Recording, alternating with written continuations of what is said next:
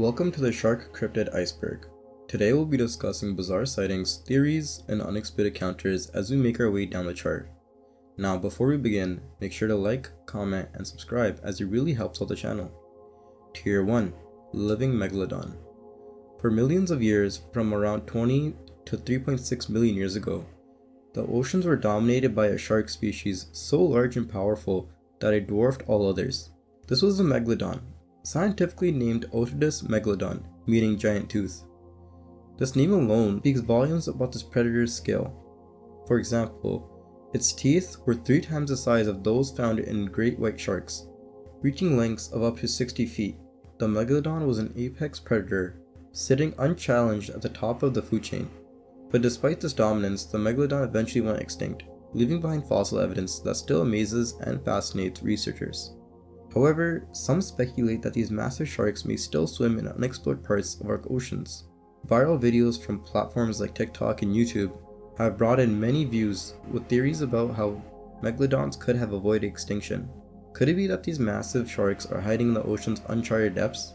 Researchers like Jack Cooper, a doctoral student at Swansea University in the UK, and part of the Pimento research group studying ancient marine diversity, this idea lacks any credible evidence. Now, Cooper has extensively studied the megalodon and says there's no real chance of them being alive today. Any suggestion of their survival, especially in unexplored regions, he describes as nonsense, pointing to the lack of any real evidence. Cooper talks about practical reasons why the megalodon would not likely be hidden somewhere in today's marine ecosystems.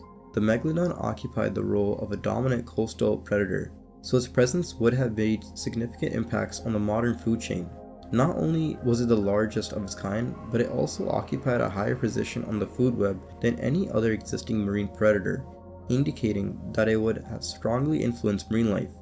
Cooper says that in its absence, the marine ecosystem shifted. Species like whales that were once prey grew larger after the megalodon's extinction due to less threats. Some of the largest marine mammals alive today, including the blue whale, only evolved after the megalodon disappeared, hinting at the massive ecological footprint it left behind. There's speculation that a creature of such size could thrive in remote areas, like the depths of the Mariana Trench. However, this fails when examining the harsh conditions in those environments. The Mariana Trench, which is 35,000 feet deep, is home mostly to microscopic organisms or species that have adapted to extreme pressures and limited resources. The megalodon, on the other hand, required much larger prey to sustain its energy needs, prey that simply doesn't exist in such sparse habitats. He argues that the deep sea environment would be entirely unsuited to a predator of the megalodon's size. Deep sea sharks that have been discovered, although sizable by regular standards, are nowhere even near as large as a megalodon, and the food sources in these depths wouldn't satisfy even a single shark of that scale, let alone a whole population. Kenshu Shimada, a paleobiologist from DePaul University in Chicago, with a focus on ancient sharks, also says that claims of living megalodons lack proof. When examining why megalodons likely could not thrive in today's oceans, you need to consider the events leading to their extinction. Although researchers still debate the precise cause, some major theories involve climate change or competition from emerging species like the great white shark, which appeared several million years ago. Shimada mentions that these sharks may have gone extinct due to a combination of environmental shifts and interspecies competition. Now, Cooper points that sea levels dropped significantly during the Pliocene epoch, which was around 5.3 to 2.6 million years ago, a factor that impacted not only the megalodon but also its prey. This reduction in sea levels diminished coastal habitats and limited the food sources essential for such a large predator to thrive. Black demon shark. The Sea of Cortez, which is also called the World's Aquarium by Jacques Cousteau, is home to a remarkable variety of marine life, including over 800 fish species, sea lions, seals, whales, and several types of sharks, from great whites to hammerheads. In 2008, reports surfaced of an exceptionally large shark prowling these waters, nicknamed the Black Demon. Witnesses claimed it measured between 40 to 60 feet, with a deep black color, large eyes, and a highly aggressive demeanor. This immense shark supposedly rammed fishing boats and was linked to unexplained marine mammal deaths, sparking rumors that it might be a surviving megalodon. While these stories captured public imagination, the actual scientific evidence hasn't sustained them. Great whites typically grow no larger than 20 feet, and even though they are apex predators, none of them have approached the sizes that are attributed to the black demon. A 2009 Monster Quest episode investigated these sightings, finding only a whale shark that's 40 feet long but a docile filter feeder, which shares some physical traits with the black demon, but it doesn't have an aggressive reputation. Searches in the Sea of Cortez yielded no concrete evidence of a 40-foot predator harassing boats or attacking marine mammals. The idea of a surviving megalodon is compelling, but is pretty unlikely. As coastal habitats shrank, these enormous predators lost access to the resources needed to sustain their size. Today's marine food webs vastly differ from those that used to support ancient apex predators, and they would struggle to accommodate such a massive animal without clear impacts on marine ecosystems. Although sightings of the black demon might seem extraordinary, the Sea of Cortez has already produced unusually large great white sharks. Back in 2012, one of the largest documented great whites was nearly 20 feet long and was captured near the Guamas, and a nursery for great whites was later identified along Baja's coast. Great whites are opportunistic hunters, capable of targeting marine mammals like seals and sometimes even approaching boats. With ample food in the Sea of Cortez, some may have reached their upper size limits, possibly leading to reports of a black demon. Comparing potential candidates reveals that great whites as the most plausible match for the black demon. Great whites are aggressive predators growing up to 20 feet and use rapid, forceful attacks to subdue their prey, behaviors that could fit black demon sightings. But in contrast, whale sharks, although reaching similar lengths, are filter-feeding gentle giants, primarily active at night and uninterested in marine mammals. Although collisions with whale sharks might occur, their behavior lacks the aggression that's given to the black demon. Challenger teeth.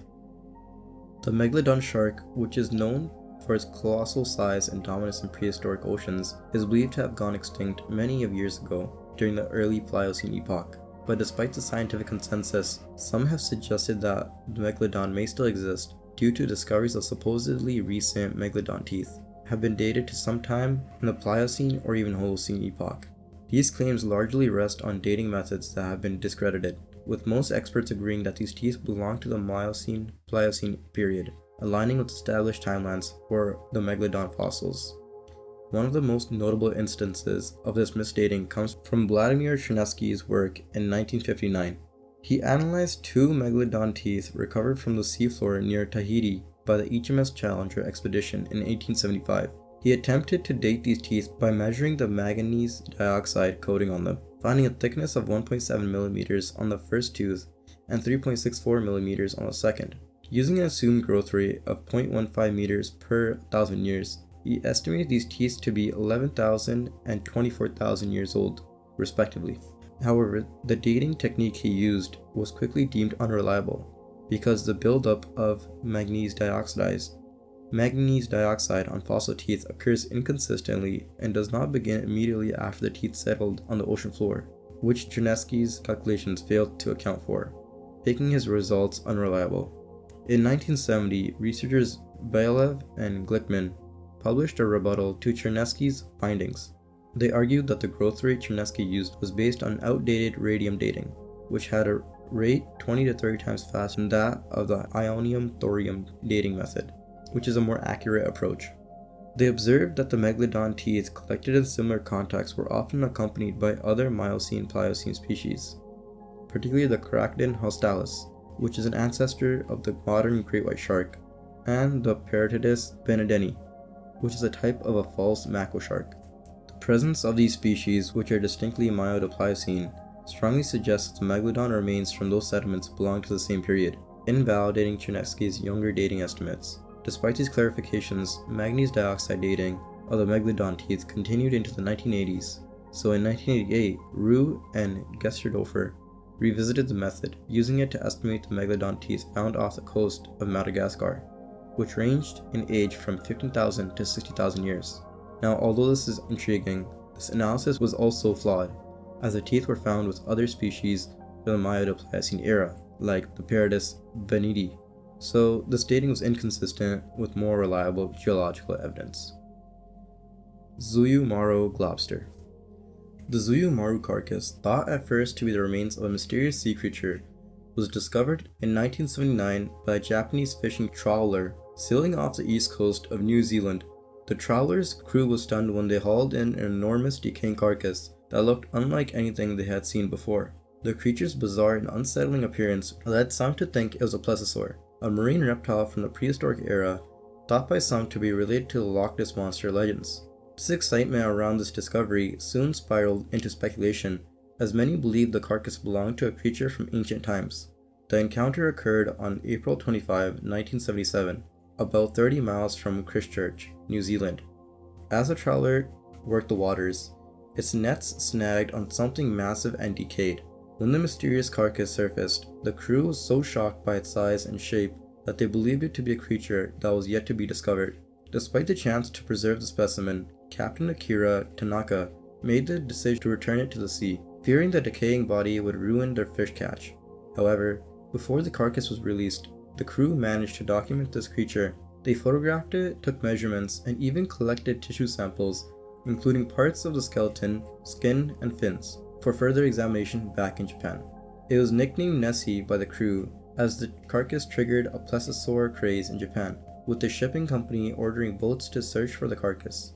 Though the search was fruitless, interest remained high, and public fascination with plesiosaurs grew rapidly. While the public latched onto the idea of a surviving sea monster, scientists were still skeptical. Marine biologists got to work, analyzing the collected tissue samples, focusing on the muscle structure of the specimen.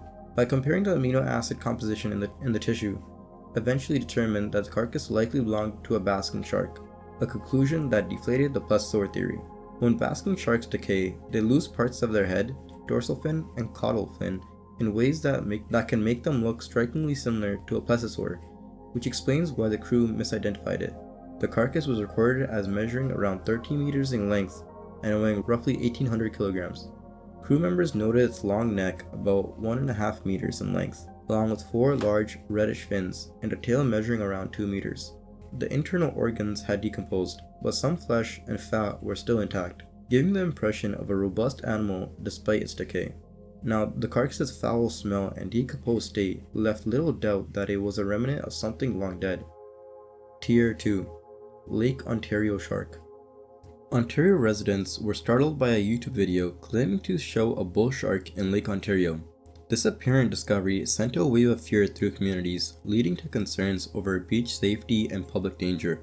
However, it was later revealed as a hoax by the Discovery Channel to promote Shark Week. The video nonetheless sparked intense public and political reaction. Bull sharks, known for their tolerance of fresh water, have a track record of venturing far inland, with sightings as far up the Mississippi River as St. Louis. These aggressive predators are believed to be responsible for many of the 75 annual shark attacks on humans, giving them a reputation for violence and adaptability that magnified the alarm caused by the video. Bull shark adaptability to freshwater habitats left many feeling unsettled. Despite assurances that the video was a fabrication, even if the sighting was false, many wondered if a bull shark could eventually enter the lake through connected waterways, given that the bull shark is an apex predator evolved for power and predation. Some residents argued that the Ontario's leaders should treat the situation seriously, ensuring Lake Ontario and connected bodies of water are entirely shark-free for peace of mind. Lake Sentai Shark. During World War II, George Agogino, stationed with his army unit, took an unusual approach to catching fish for food by dropping a grenade into a lake. The explosive force unexpectedly brought a massive 12-foot shark to the surface. In the brief time it was visible, Agogino managed to quickly sketch the creature before it slipped back beneath the water surface. The sighting left an impression on Agogino, who claimed it was clearly a shark, though the environment, a lake far from the ocean, seemed an unlikely habitat for such a predator. Numerous theories attempt to explain this unusual encounter. One explanation suggests the creature could have been a sawfish, specifically the Pristis microdon, which generally resides in marine or riverine habitats but has occasionally been observed in freshwater environments. Sawfish can grow to impressive lengths, reaching up to 19 feet, much larger than the shark Agogino claimed to see. If the grenade had somehow damaged the fish's signature elongated snout, often referred to as a saw, it could have led Agogino to mistake it for a shark, especially given the chaotic, brief nature of the sighting. The blade-like snout, a defining characteristic of the sawfish, might have been unrecognizable if fragmented by the explosion, leaving only a large, streamlined body that could resemble a shark to a casual observer. Another explanation involves a bull shark, a species uniquely adapted to both salt and freshwater environments. These sharks have been observed swimming in freshwater rivers and even lakes, including Lake Jamor and Irian Jaya, making the idea of a freshwater dwelling shark in this area plausible. Bull sharks can grow up to around 11 feet, making them a close match to Agogino's description. The bull shark's aggressive nature and preference for shallow coastal waters also make it one of the few shark species likely to survive in confined freshwater habitats. However, its presence in a remote lake accessible to Agogino's unit would still make it pretty unusual, adding to the mystery surrounding this wartime sighting. Timor Sea Shark. The Timor Sea ground shark is rumored to be an enormous, mysterious shark that lurks along the ocean floor of the Timor Sea. Witnesses claim it's even larger than a great white, which typically maxes out at around 15 feet. This ground shark allegedly lies in ambush on the seabed, waiting for unsuspecting fish or creatures to swim close. Description of its appearance add to its mystery. This shark reportedly lacks the large prominent dorsal fin seen on most sharks, making it less recognizable. It's also rumored to have attacked humans, making it as potentially dangerous and adding to the speculation about its true identity and nature. There are a few theories trying to explain this strange shark. Carl Schucker, a researcher in cryptozoology, has suggested that it might be a giant type of wobbegong shark, which is a species known for lying camouflaged on the seafloor and being ready to ambush prey. One species in particular, the spotted wobbegong, lives in waters close to the Timor Sea. The spotted wobbegong can grow up to about 13.5 feet, almost as large as the reported size of the ground shark, and shares some similar traits. Known as carpet sharks, the wobbegongs have flattened bodies and mottled patterns, helping them blend into the ocean floor. They aren't usually aggressive, but have been known to attack waters or people fishing in shallow waters if they get too close to them. While this spotted species is the largest known, an undiscovered, even larger variation isn't entirely out of the question, considering how vast and unexplored the ocean remains. But another theory points to the possibility of the ground shark being a new species entirely. Much of the ocean remains uncharted, especially in deep sea areas like the Timor Sea. So if this ground shark does exist, it may be adapted for life on the seafloor, perhaps explaining why it doesn't need a prominent dorsal fin. The alleged accounts of its behavior suggest it might be a predator, possibly dangerous to humans, even though details are sparse and are speculative. Pseudoplesiosaur. A pseudoplesiosaur is a type of globster, an ambiguous mass that often washes ashore, stirring curiosity and speculation about its origin. These masses are usually the remains of a basking shark. When a basking shark decays in a specific way, it can take on a form that resembles a prehistoric marine reptile, known as a plesiosaur. This happens because the shark loses its large gill arches, and most of its fins, creating an outline to the untrained eye that looks similar to the long-necked, fin-shaped, which is often associated with plesiosaurs. Some of these decayed sharks have even been described as hairy, which is an illusion caused by the exposure and breakdown of muscle fibers over time. The earliest widely recognized pseudoplesiosaur was the Stronsay beast, a large carcass that washed ashore in 1808 on the coast of Stronsay, a small Scottish island. The Stronsay beast caused a sensation due to its unusual appearance, which sparked debates and rumors that a mysterious, possibly ancient creature had surfaced from the depths. People have described it as having an elongated body, leading many to believe it might be a surviving plesiosaur.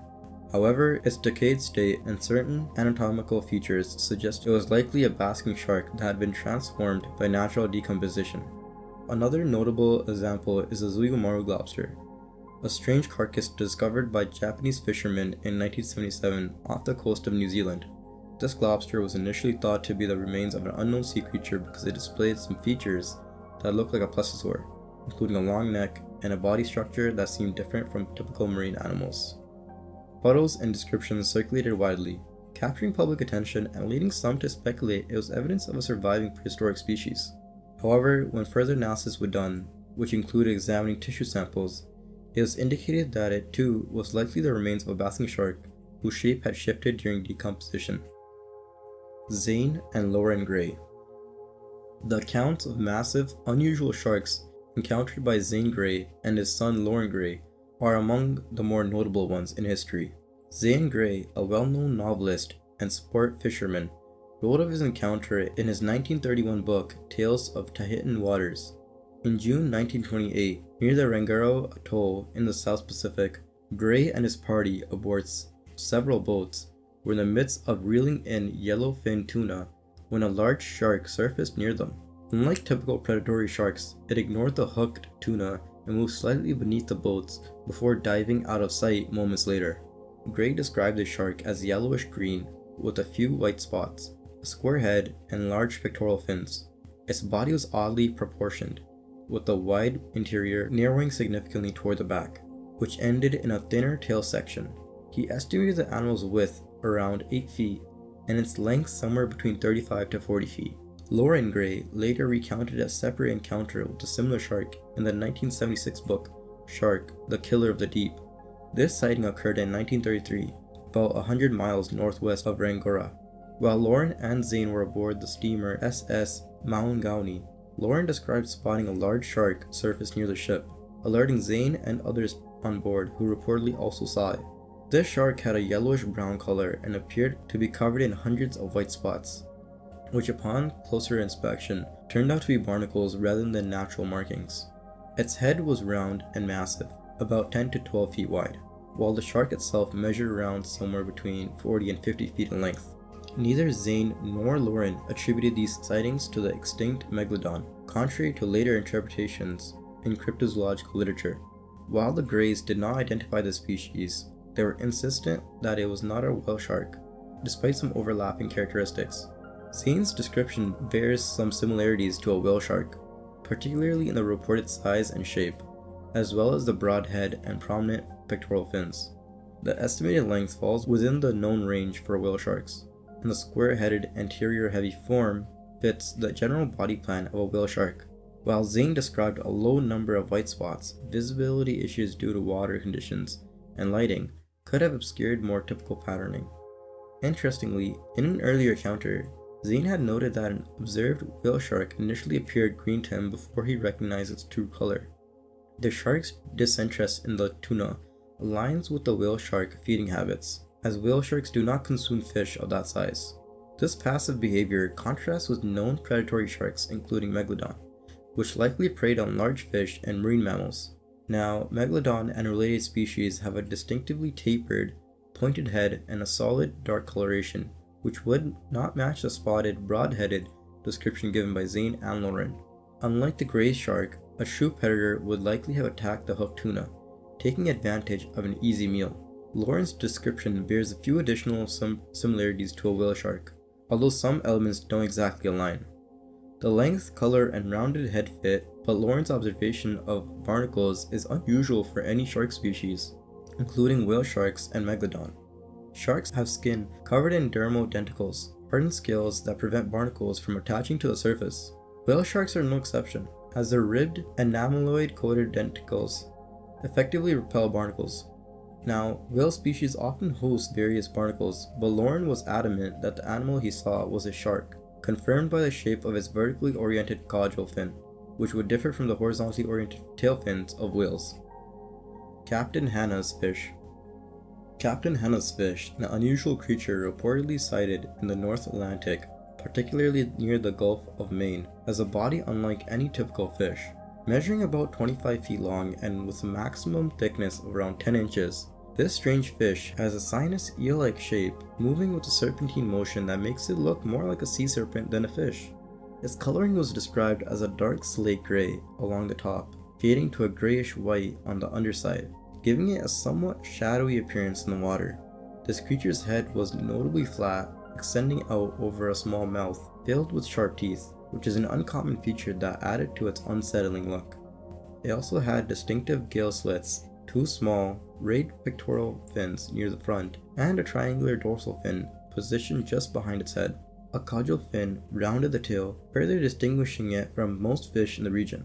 Captain S.W. Hanna first encountered this unusual creature in August 1880 off the coast of New Harbor, Maine, when it became tangled in his fishing net.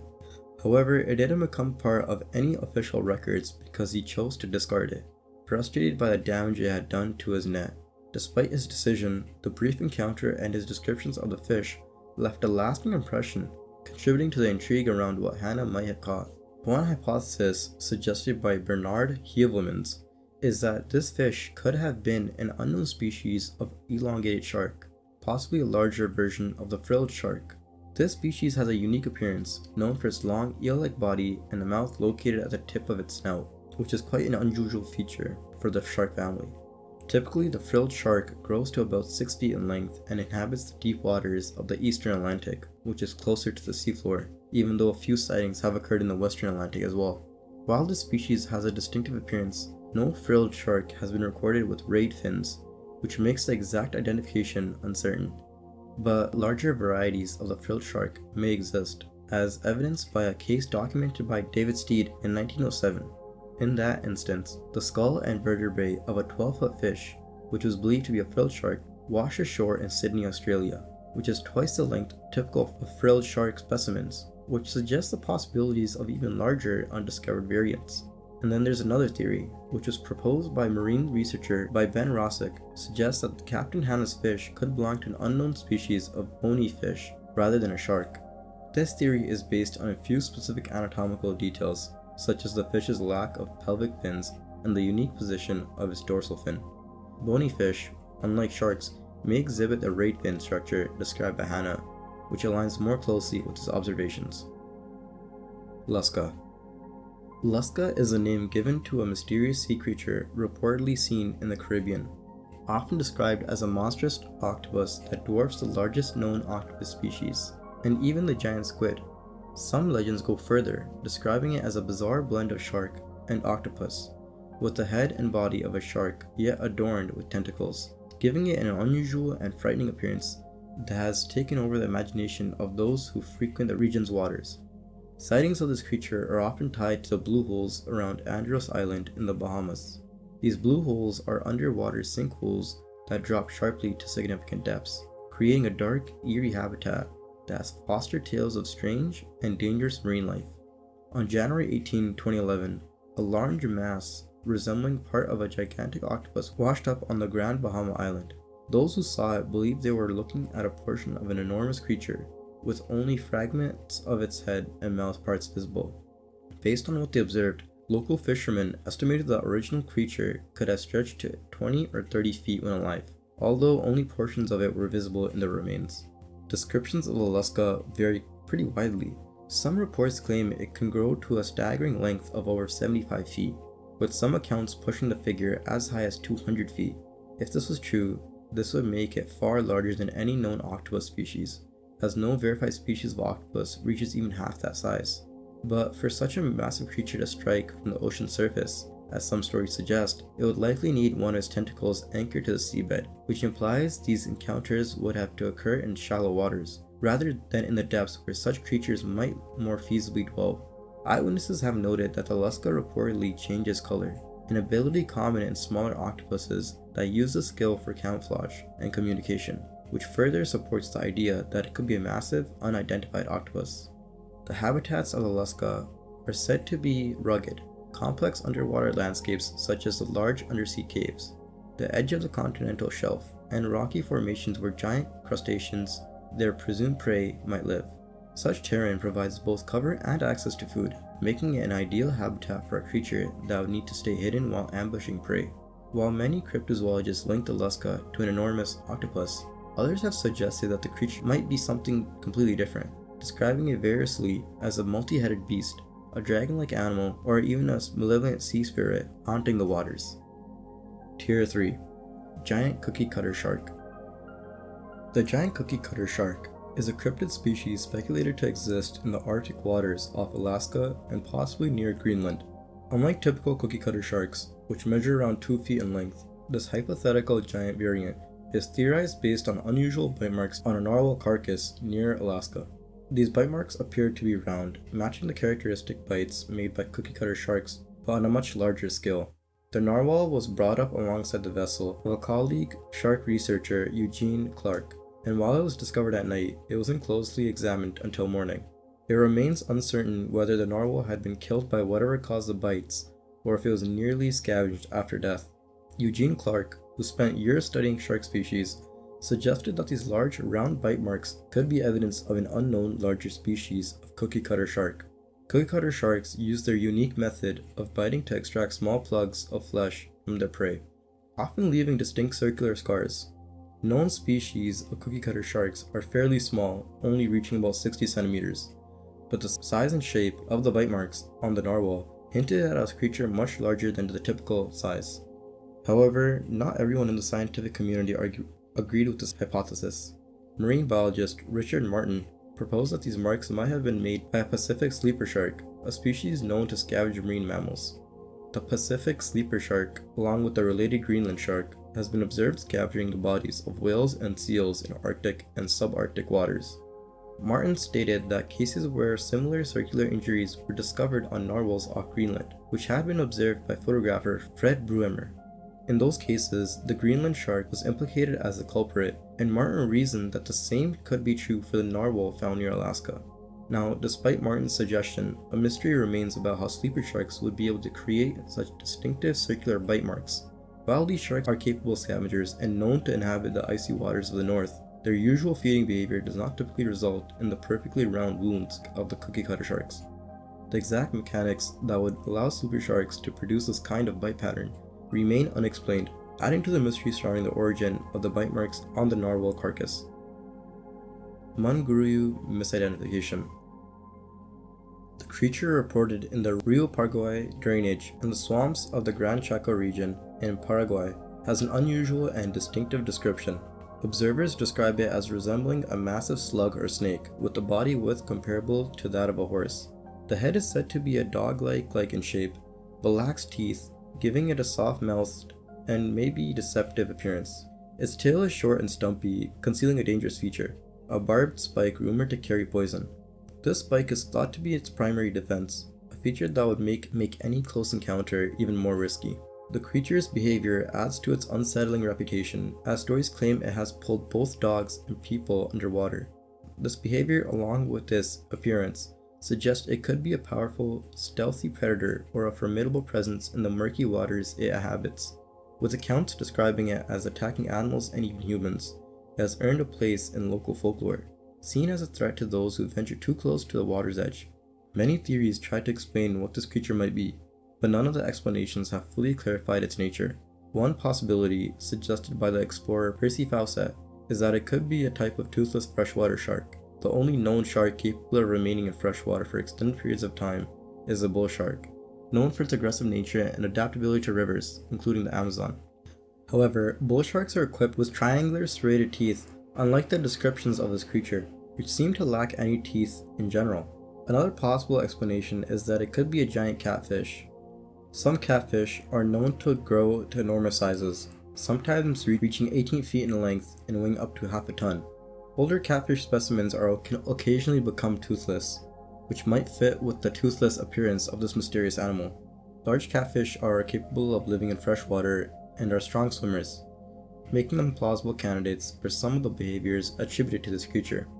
Catfish are known to inhabit murky, slow-moving waters, which aligns with the swampy, riverine habitats where sightings of this creature have been reported. A third hypothesis offered by Mike Grayson is that the creature could be a large sturgeon. Sturgeon are known for their elongated bodies, bony plates, and some can reach impressive sizes in northern waters. However, no sturgeon species is native to the southern hemisphere, and no sturgeon would fit this creature's distinct features, particularly its stumpy tail with a hidden barbed spike. Sturgeons also possess a rough, armored skin texture and don't typically have the soft, slug-like body as described by these witnesses. Bron Island shark. In 1918, lobster fishermen out of Port Stephens, Australia, reported a remarkable encounter with what they believed to be a massive shark, possibly the largest ever recorded. The creature was described as a ghostly white color and measured anywhere between 115 and 300 feet, a sight that left the experienced fishermen shaken. The account was documented by David Steed, an Australian naturalist, who recounted the intense reactions of the fishermen. For days, the men refused to venture back to their usual fishing grounds near Bron Island. They described the creature as an immense shark with a frightening ability to destroy and swallow their crayfish pots, along with the mooring lines. As it swam through their territory, these pots, which were over 3 feet in diameter, held dozens of crayfish, each weighing several pounds. The fishermen, familiar with the typical marine life of the area, were unanimous in describing the shark as a size they could scarcely have imagined before seeing it. Some claimed it was as long as the wharf at Nelson Bay, nearly 115 feet, while others insisted it stretched closer to 300 feet, with the water boiling as it moved through the ocean. They described the creature's head as being as wide as the roof of the wharf shed, evoking an image of an enormous, unearthly predator. Steed and the local fisheries inspector Mr. Payton listened to these accounts and were struck by how certain the men were, despite the seemingly exaggerated size. The fishermen described its color as ghostly white, something they found particularly unsettling, and insisted they had never seen anything similar in their years of experience at sea. This sighting has since been considered one of the most striking anecdotal pieces suggesting that an ancient shark species, such as a megalodon, might still exist. However, other explanations have been proposed over the years. Some believe the fishermen might have actually encountered a giant whale shark, a species known to grow to significant sizes, though not quite the scale reported by the Port Stephens men. Whale sharks can reach lengths of around 60 feet, and there are unconfirmed accounts suggesting they might grow even larger. A former shark captain, Bill Lewis, once claimed to have seen a larger shark measuring 90 feet in length, following his boat in Montauk, New York, so close that he feared it might damage the vessel.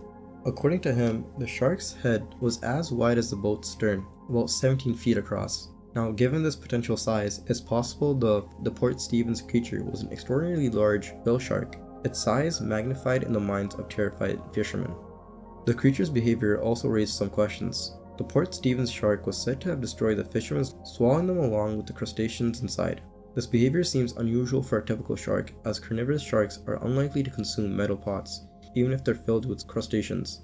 However, whale sharks are filter feeders that consume tiny crustaceans like krill, which could explain an attraction to lobster pots filled with crayfish. A hungry whale shark might have ingested the pots, later spitting out the debris, consuming the crustaceans, an act that would leave the fishermen's equipment destroyed, and likely abandoned on the seafloor. To those observing from above, this could appear as if the shark was devouring the pots themselves, adding to the sense of horror. Now, to add to the confusion, is the reported color of the shark. The fishermen consistently described it as a ghostly white, which is uncommon, not unheard of, for whale sharks. Albino or pale white whale sharks, even though are rare, have been documented. Pale-colored, unusually large whale shark feeding in a chaotic manner could easily have been mistaken for something far more dangerous by fishermen which are unfamiliar with such a creature. J.S. Elkington shark. David Steed recounted a remarkable sighting in his works Sharks and Rays of Australian Seas, based on a 1939 letter from Captain J.S. Elkington. According to Elkington, the incident occurred in 1894 off the coast of Townsville, Queensland, Australia. While stranded in a small 35-foot launch that had broken down, Elkington reported that a massive shark appeared and lingered just 10 feet from his boat for about half an hour. The creature was so large that it extended several feet beyond each end of the launch, which led Elkington to estimate its length at least equal to or greater than the boat's length. He described the shark as a pale yellowish white, and he was convinced it was a great white, dismissing the possibility of it being a basking shark. The tale's credibility has been questioned, as a similar story appeared in marine biologist Theo W. Brown's 1973 book, Sharks: The Silent Savages. Brown's account changed key details, attributing the sighting to an anonymous captain, altering the year to 1963, and increasing the size of the launch to 85 feet. However, the location remained near Townsville, specifying the Great Barrier Reef, and the shark was still described as being as long or longer than the boat, with a similar white or pale coloration. Now, due to these suspicious similarities, Brown's account is widely considered to be lifted from Elkington's original report, with embellishments meant to add drama. So contrary to Elkington's conviction, many researchers have suggested that the size, behavior, and coloration described might be more consistent with a basking shark or a whale shark rather than a great white. Basking sharks, though similar in general body shape to great whites, are much larger and sometimes exhibit lighter coloration, which could resemble albinism or leucism in certain conditions. Their peaceful nature, especially compared to the often aggressive reputation of the great white, could align with the calm basking shark in the area, though they are primarily filter feeders rather than apex predators. Historical context may have influenced Elkington's perception. A supposedly enormous great white, estimated at 36.5 feet, was reportedly captured off Port Fairy, Victoria in in Australia in 1870, though later analysis revised the size down to about 17.7 feet. Such reports may have made Elkington and others more inclined to believe in extraordinarily large sharks. A curious aspect of Elkington's account is the shark's apparent ability to remain stationary for an extended period near the stalled boat. Large pelagic sharks are ram ventilators, which means they need to keep swimming to force water over their gills for breathing. Remaining still, especially for a prolonged period, is uncharacteristic of these species, as it would limit their oxygen intake. Marine mammals like whales can rest motionless while breathing air and can even float after death, but their anatomy is quite different from sharks, making them hard to mistake for one. Dave Brinks shark. In the 1970s, sailor Dave Brinks and his wife had an unnerving encounter with what they believed to be an enormous great white shark while they were sailing their 40-foot boat roughly 100 miles west of Monterey Bay, California. As they moved along, the shark approached their vessel, swimming close enough for them to get a clear view. To their astonishment, the shark appeared to match the length of their boat, making it a truly massive sight in the water beside them. The sheer size and proximity of the creature were unsettling, as most great whites encountered off the coast, while large, rarely reach such lengths.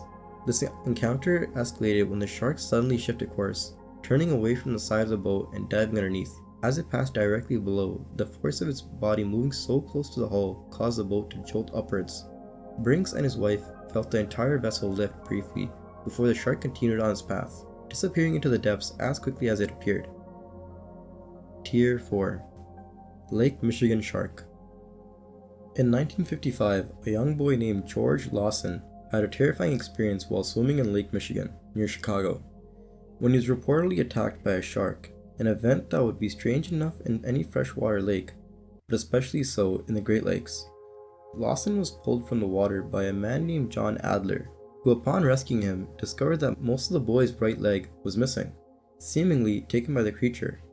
Shocked by the injury, Adler later commented on how difficult it was to comprehend what he had seen, but the evidence before him was undeniable. This story raises many questions, particularly about whether a shark could truly reach the Great Lakes and survive. Bull sharks, known for their unique ability to adapt to fresh water, are the only species that might plausibly navigate from the ocean, up through rivers and eventually reach lakes.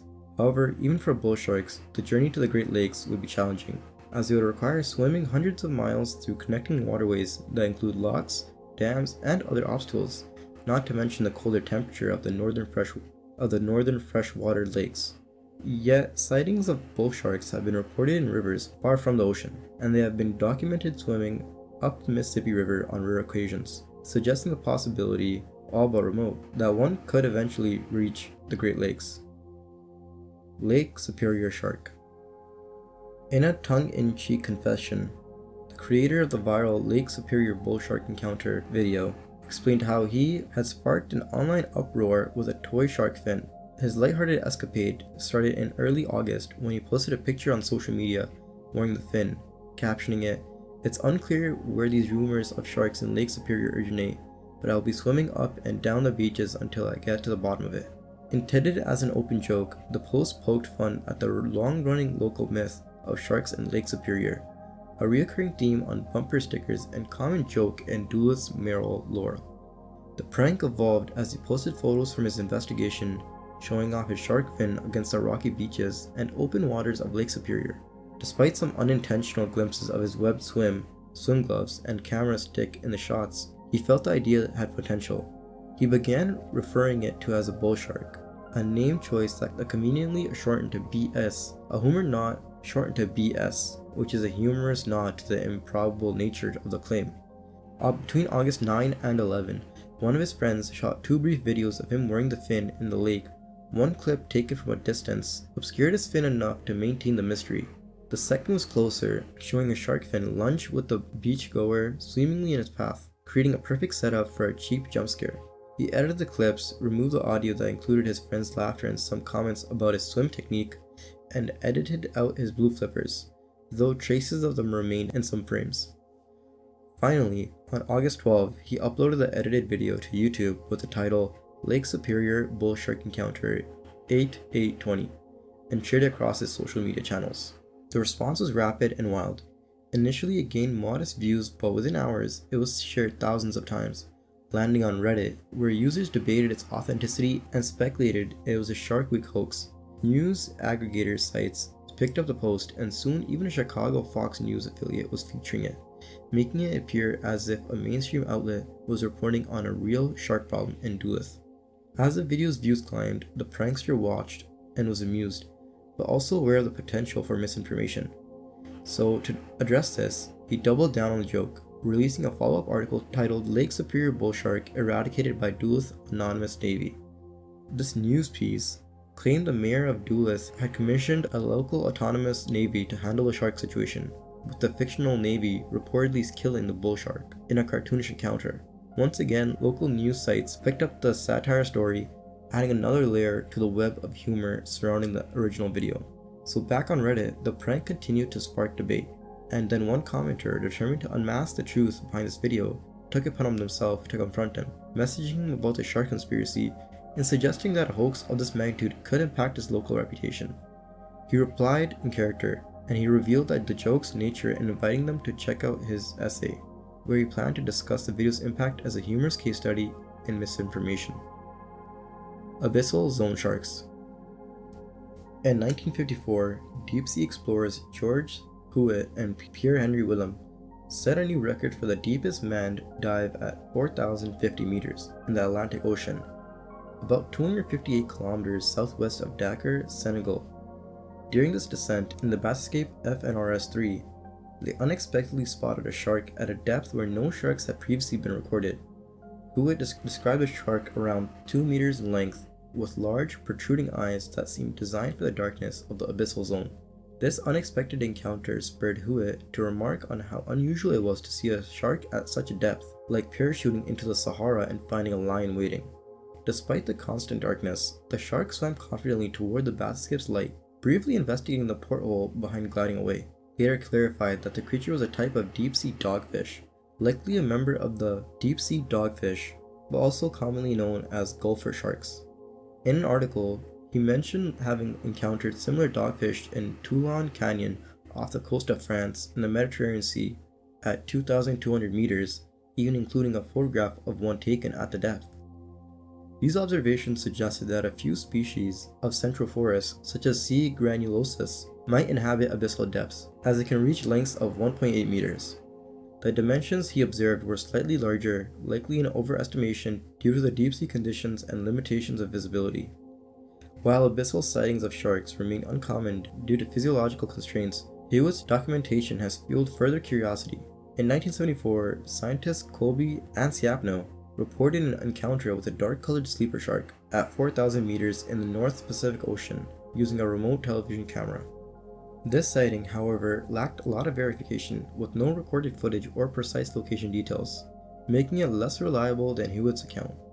The next confirmed record of a sleeper shark in the deep is from 2,200 meters for the Pacific sleeper and 2,900 meters for the Greenland shark. The adaptation to such extreme depths presents substantial changes, making Hewitt's sighting all the more noteworthy.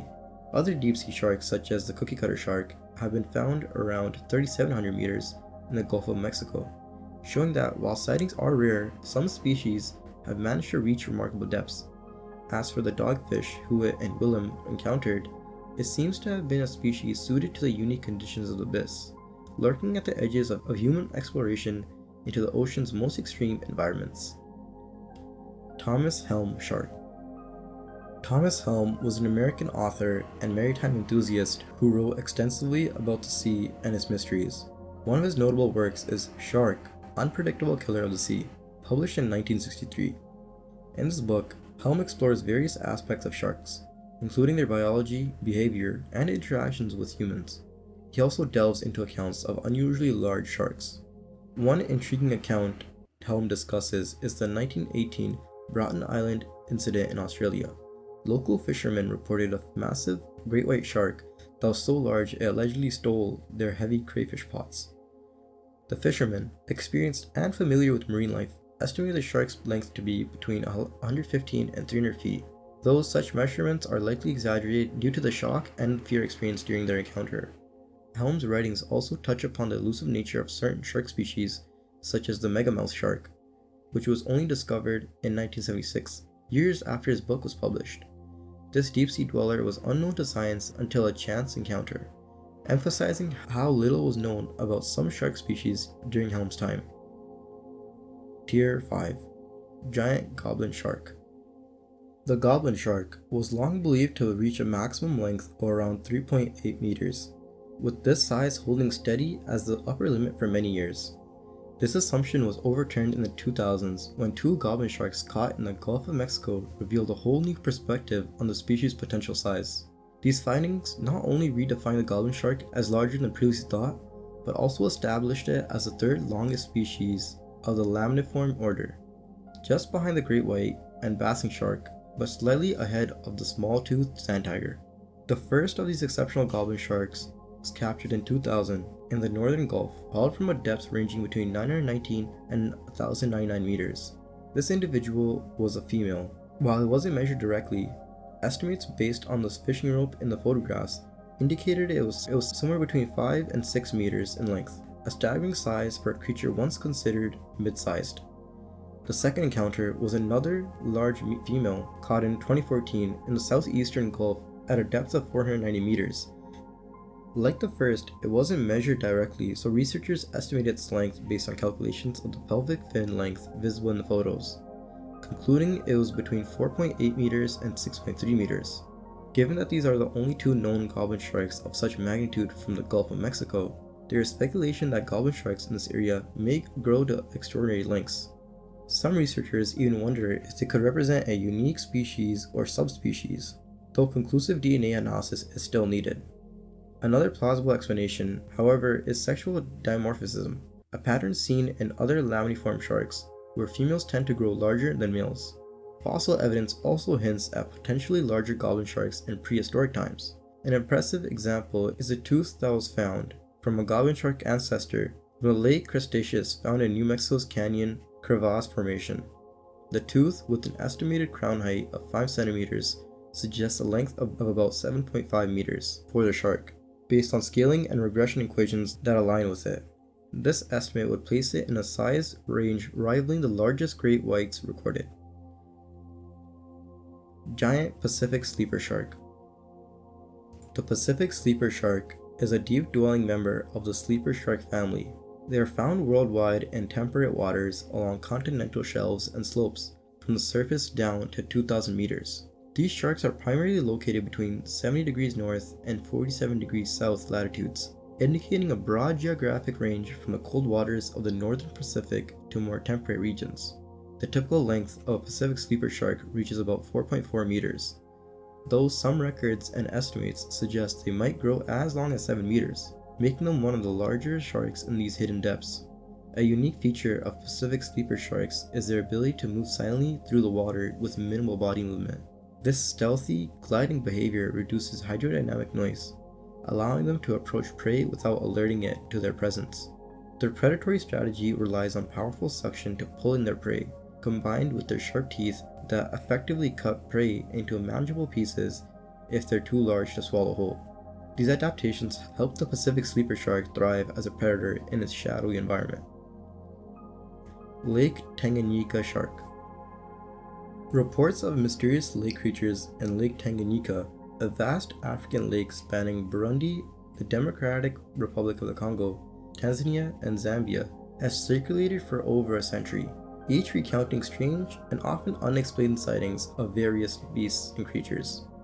The earliest known account dates back to 1893, when Joseph Augustus Moloney, part of the Stairs expedition, recounted a story from a missionary at Mampala who claimed to have encountered a sea serpent which was approximately 30 feet long, once seen in the lake and another time dozing on shore.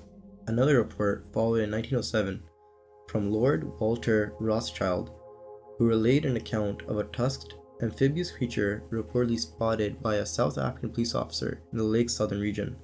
In June 1928, German sources noticed sightings of a saurian that ships often mistook for an island until it submerged, and unusual tracks were discovered along the lakeshore, showing massive claw prints resembling those of a gigantic bird and a thick dragging tail. George Gray, reputed for his investigation into strange creatures, including the Kongomodo, was also reportedly involved in investigating this beast. According to journalist Lawrence Green, rumors of monsters in the lake were so widespread that during the colonial period, the German government in Tanganyika offered a reward for the capture of a freshwater shark, supposedly seen in the lake. Green additionally recorded a local legend about a great fish that once swallowed a canoe with 20 people on board. Another tale tells of the mamba muti, a mer being reported to inhabit the lake's depths. In early 1914, a sighting from Lake Tanganyika's Burundi region added another layer to the mystery.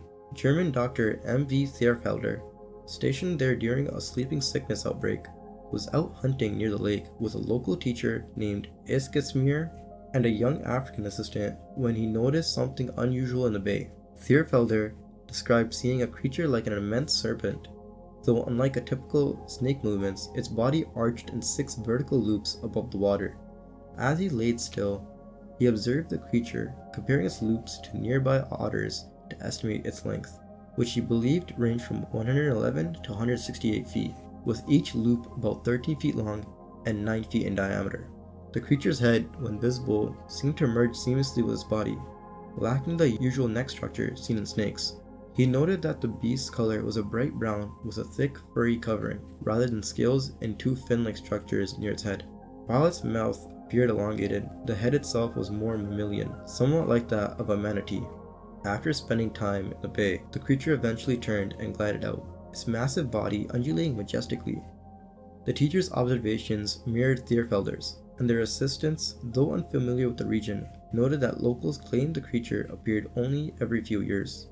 Years later, Bernard Hubelmans considered the Thierfelder sighting particularly intriguing due to the credibility of the eyewitnesses, though he doubted the accuracy of Thierfelder's size estimates, suggesting the creature might have been closer to 49 feet in length rather than over 100.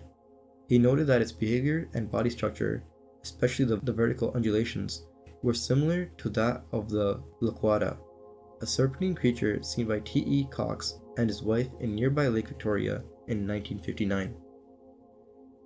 Rachel Cohen Incident.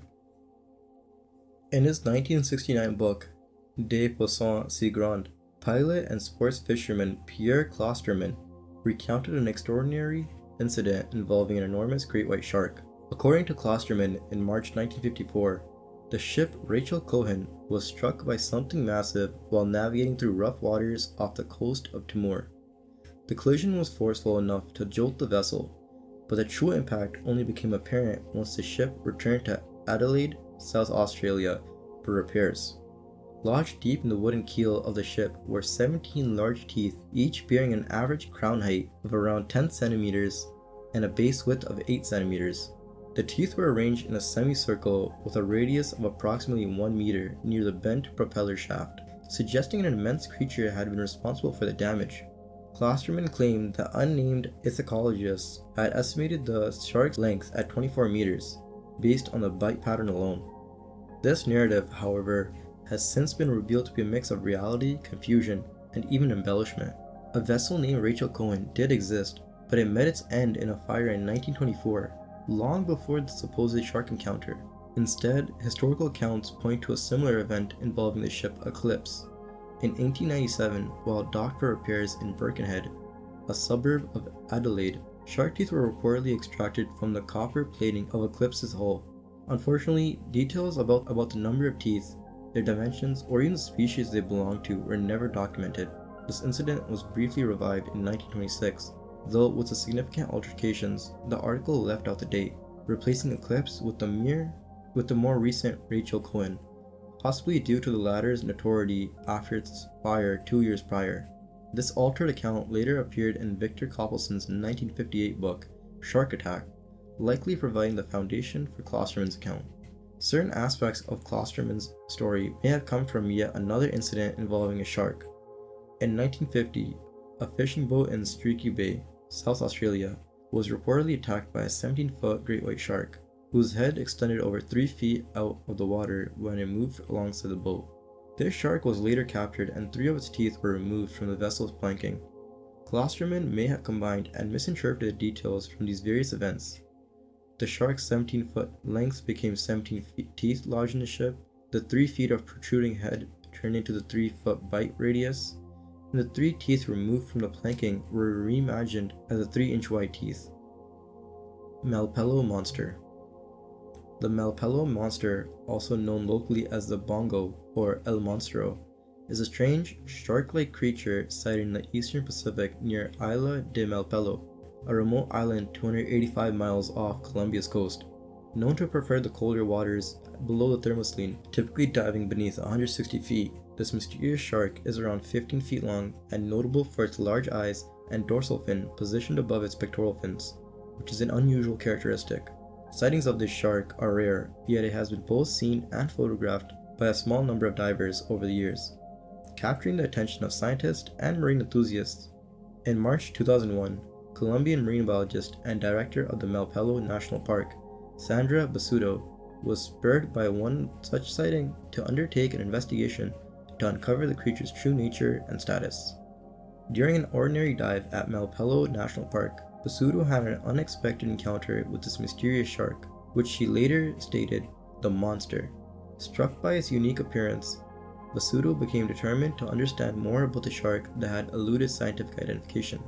Her curiosity led her to arrange an expedition in early 2002, risking the challenges of deep water exploration in an effort to find this unusual creature. As the expedition progressed, however, the team faced a series of unexpected setbacks, including a powerful storm that barred access to the areas where the shark was thought to roam. And then, to add to the difficulty, a group of pirates attempted to hijack Basuto's vessel, stabbing the nets and seizing over 14 tons of other sharks, an incident that not only interrupted the mission, but also emphasized the additional dangers lurking in the waters around Melo. Tier 6. Yellow Belly. The yellow belly is a type of sea serpent first identified by Bernard Heuvelmans, resembling a massive yellow-colored tadpole. Accounts describe it as stretching between 60 to 100 feet, its body bearing a striking resemblance to the plump shape of an oversized larval amphibian. Sightings of this creature, though scarce, have surfaced from the tropical waters of the Indian and Pacific Oceans, where witnesses report an odd, ambiguous form drifting or moving in the warm waters. The primary account lending substance to this cryptid's lore is the sighting by crew members on the Nestor in 1876. Based on the sighting, Heuvelmans considered it a unique type of sea serpent, yet he remained uncertain of its taxonomic placement and ultimately refrained from assigning it a scientific name. Later, Heuvelmans would even set aside the yellow belly as an official category, citing a lack of sufficient evidence to support it as a distinctive creature. Now, others have approached this strange phenomenon differently. For example, Roy P. Mackle suggested that many yellow belly sightings could be attributed to chains of salps, gelatinous, plankton-like organisms known to form lengthy, undulating chains that sometimes take on unusual shapes, especially under certain lighting conditions. Meanwhile, the Marshall classification system has folded the yellow belly accounts into the broader mega eel type, treating it as a possible misinterpretation of large eels or eel-like fish. Unknown postcard fish. The British diver B. Smith had a remarkable, once-in-a-lifetime encounter with a rare megamouth shark while diving off the coast of Taiwan. This ancient, 5-meter-long species, rarely seen alive, appeared suddenly from the depths, offering an unprecedented opportunity to document its elusive behavior on film. Known to inhabit deep waters, the megamouth only surfaces at night to feed on plankton, making it live sightings especially scarce. Smith, a team member with Shark Education, was in Taiwan to create a documentary focused on megamouth sharks, a project close to her heart as a lifelong shark enthusiast. As she shared in a statement, being in the water with a living megamouth felt surreal. She noted how, despite being concentrated on capturing footage, the full impact of the experience didn't hit until she returned to the boat, where she felt overwhelming excitement for both personal and professional reasons. This footage would allow her to not only share her experiences, but also contribute new insights about the megamouth's behavior. Megamouth sharks are a recently recognized species in the scientific world, with the first one documented in 1976 off Hawaii. Since then, sightings have been infrequent, totaling just 279 recorded encounters. More often, these sharks are found as carcasses, washed ashore or entangled in fishing nets. In Taiwan, where many sightings are reported, regulations mandate that any caught megamouths must be released, live or dead. back into the ocean. Smith's project delves into the effects of this catch and release policy, documenting the drift net fishing processes and assisting in the release and tagging of any captured megamouths for scientific tracking. Smith's team worked closely with local fishers, capturing footage as they helped cut captured megamouths free from nets, then tagging them with acoustic devices to track their movements. This collaborative effort aims to expand knowledge on their habitats and challenges in a marine world where they remain largely unknown. Adding to this limited collection of megamouth documentation is a unique 2023 video showing two megamouths side by side, a world-first capture. Scientists speculate that the pair may have been foraging, although the possible reproductive behavior has not been ruled out yet. South American angler shark. The angel shark, first classified by scientists Carlos Maria Vorin and Kleber Grabel da Silva in 1991, is a unique species of angel shark inhabiting the coastal Atlantic waters of South America, spanning from southern Brazil down to Argentina. This species generally reaches around 120 centimeters in length, making it a medium-sized shark relative to other angel sharks. One notable feature setting the angel shark apart from other types is its distinctive cranial structure. Unlike its relatives, the shark's neurocranial region, particularly its rostrum, is significantly shorter. The head's width is greatest around the nasal capsules and the post-orbital processes, giving it a body structure that shares a visual resemblance with rays, though with a key difference. The gills are positioned along the head's edges rather than beneath, a trait that's more typical with sharks. 27-meter Australian shark. In 1980, a series of reports emerged from the coasts of Queensland and New South Wales in Australia, describing sightings of an enormous shark that left observers astonished and somewhat unsettled.